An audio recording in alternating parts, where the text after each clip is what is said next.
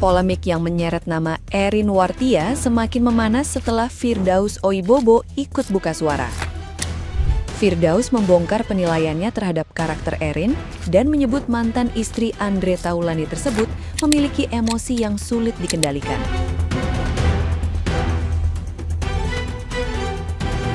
Pernyataan Firdaus langsung menjadi sorotan publik karena ia bahkan mengaitkan sikap Erin dengan dugaan gangguan kejiwaan. Konflik lama antara keduanya pun kembali diungkit dan ramai diperbincangkan di media sosial.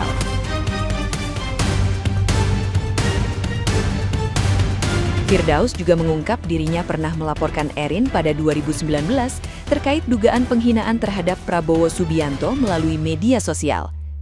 Menurutnya, kasus itu sempat memicu keributan rumah tangga Erin dan Andre Taulany. Sementara itu, kasus dengan ART kini masih diproses di Polres Metro Jakarta Selatan. Pihak Erin melalui kuasa hukumnya, Sunan Kalijaga, membantah seluruh tuduhan dengan membawa rekaman CCTV dan saksi untuk memperkuat klarifikasi mereka.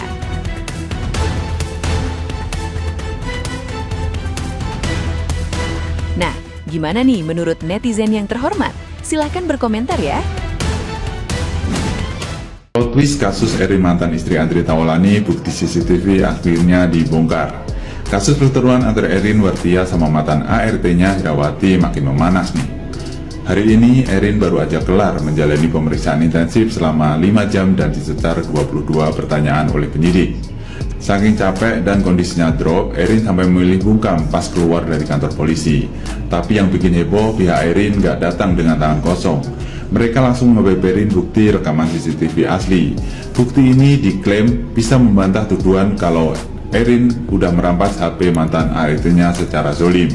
Nah, plot twistnya lagi, pihak mantan ART yang tadinya berseteru, kabarnya sekarang mulai luluh dan mau damai. Tapi ada 2 syarat mutlak yang harus dipenuhi Erin. Kira-kira apa ya syaratnya? Dan apakah bukti CCTV ini bakal bikin Erin di atas angin? Coba komen di bawah, kalian tim siapa? Bu, jangan bawa-bawa Taulany, Bu. Oh ya, mereka udah nggak bersama lagi ya. Ya, maaf. Sayang ya, padahal mereka ini pasangan yang cocok dan serasi. Laki-lakinya itu ganteng, perempuannya itu cantik banget loh.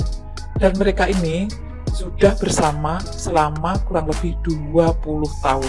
Mereka menikah 17 Desember 2005 dan resmi bercerai awal Desember 2025 melalui putusan Pengadilan Agama Jakarta Selatan. Dan mereka bercerai secara baik-baik.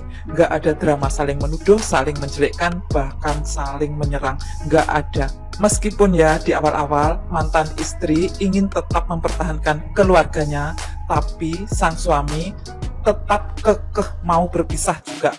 Setelah gugatan cerainya beberapa kali mendapat penolakan, akhirnya sah juga mereka bercerai. Itulah ya, jodoh dan maut itu Tuhan yang menentukan. Kita sebagai manusia hanya menjalaninya, harus ikhlas. Buset, drama mantan istri Andre Taulany sama ART-nya makin memanas aja. Dari dituduh aniaya pakai sapu, belain diri bawa bukti CCTV, sampai tutup pintu damai. Netizen kan jadi mikir, jangan-jangan ini alasan Pak Haji dulu mantap pengen cerai. Bener nggak sih? Coba dengerin kronologi versi mereka. Terus tebak, siapa yang benar menurut kalian? Komen di bawah, ya.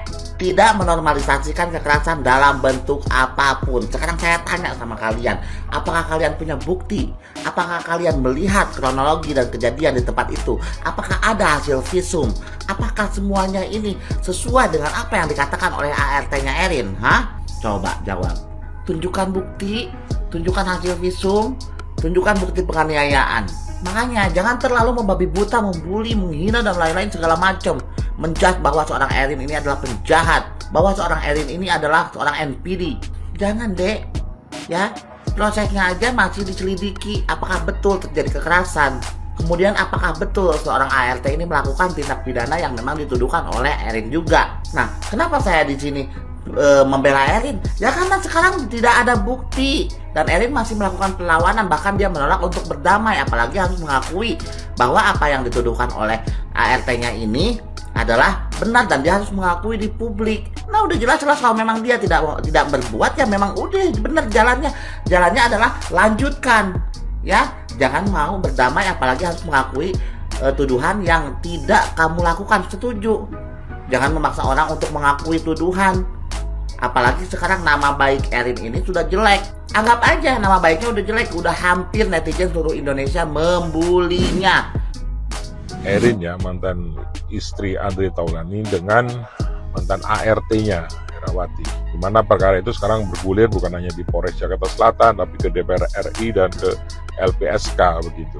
Dan langkah yang diambil oleh ART ini sudah tepat kalau menurut saya ya. Jadi dia mengajukan permohonan ya katakanlah perlindungan hukum lah ke DPR RI agar perkara ini bisa berjalan dengan baik ya, apalagi ada laporan balik ya ke mantan ART ini dilaporkan pencemaran nama baik ya kalau nggak salah ya. Itu kemudian juga mengajukan permohonan ke LPSK gitu.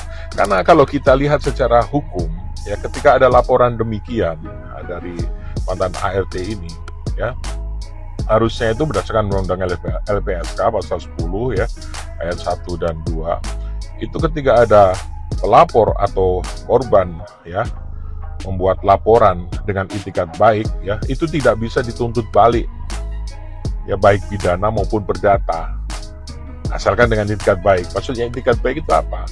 Maksudnya itikat baik itu adalah itu memang benar pidana itu adalah kejadian nyata, bukan fitnah gitu ya, bukan dia pura-pura dianiaya atau apa gitu. Tapi kalau itu itikadnya baik, itu wajib dilindungi dan tidak bisa dilaporkan balik. Itu pasal 1-nya. Kemudian di pasal 2-nya ya, itu perkara misalkan dilaporkan balik, sepertinya kan dilaporkan balik nih sekarang ART-nya, itu harus di hold dulu, ditunda dulu, untuk laporan baliknya ditunda dulu. Kapan? Sampai kapan? Sampai dengan perkara pokoknya itu mempunyai kekuatan hukum tetap gitu. Kalau ternyata di perkara pokoknya itu ternyata misalkan Erinnya memang benar melakukan tindak pidana dan itu terbukti di persidangan, maka laporan baliknya itu otomatis gugur, tidak bisa dilanjutkan. Demikian ya. Nah kemudian kalau kita lihat ketika ART ini Herawati ini mengajukan permohonan perlindungan hukum ke LPSK, LPSK bisa memberikan ya perlindungan terhadap dirinya, terhadap keluarganya ya, apabila nanti ada kemungkinan ini terjadi teror atau intimidasi atau apapun, itu bisa diberikan perlindungan. Dan kalau kita lihat sudah diterima oleh LPSK begitu. Nah yang menarik lagi, ini Herawati, ART-nya ini, mantan ART-nya ini bisa mengajukan restitusi loh. Kalau kita lihat dari Undang-Undang LPSK, itu di pasal 7A kalau tidak salah, itu bisa diajukan restitusi. Atas apa? Satu, kita lihat ada dugaannya bahwa HP-nya itu disita dan tidak dikembalikan, itu bisa. Terus kerugian HP-nya yang misalkan ditahan itu. Kemudian atas hilangnya misalkan penghasilan ketika dia mengalami menjalani proses hukum ini. Ya, harusnya dia tiap bulan bisa mendapatkan gaji, akhirnya itu hilang. Kemudian atas biaya-biaya untuk berobat ya, maupun ke psikolog dan segala macam, itu bisa diajukan restitusi. Melalui apa? Bisa melalui LPSK begitu. Dan tidak harus menunggu putusan ini berkekuatan hukum tetap, tapi bisa terjadi pada saat proses ini nanti masuk ke pengadilan, ke persidangan ya, itu nanti LPSK akan menyerahkan katakanlah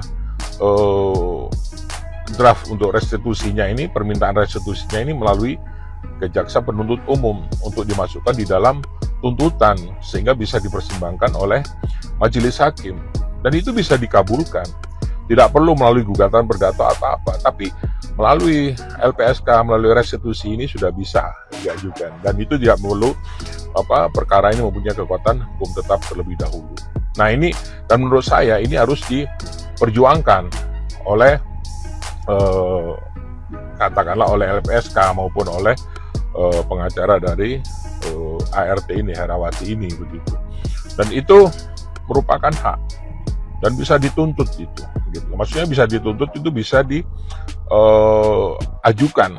dan bisa dikabulkan. Nah, dalam beberapa perkara itu restitusi pada saat tuntutan itu bisa dikabulkan. Dan ini menarik ini. Makanya itu kami sarankan kepada Mbak Herawati ya, itu untuk mengajukan restitusi juga kepada LPSK. Ketika perlindungan sudah diterima, nanti coba tindak lanjuti dan mengajukan permohonan untuk restitusi. Restitusinya apa? Coba nanti di list yang tadi saya sampaikan. Mungkin ada yang lain, itu bisa disampaikan lagi ya.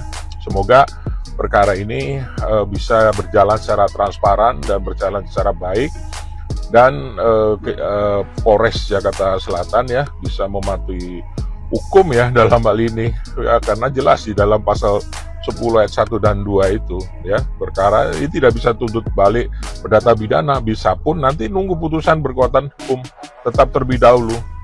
Itu sebagaimana tadi disampaikan. Demikian ulasan singkat dari saya, semoga bermanfaat. Wassalamualaikum warahmatullahi wabarakatuh.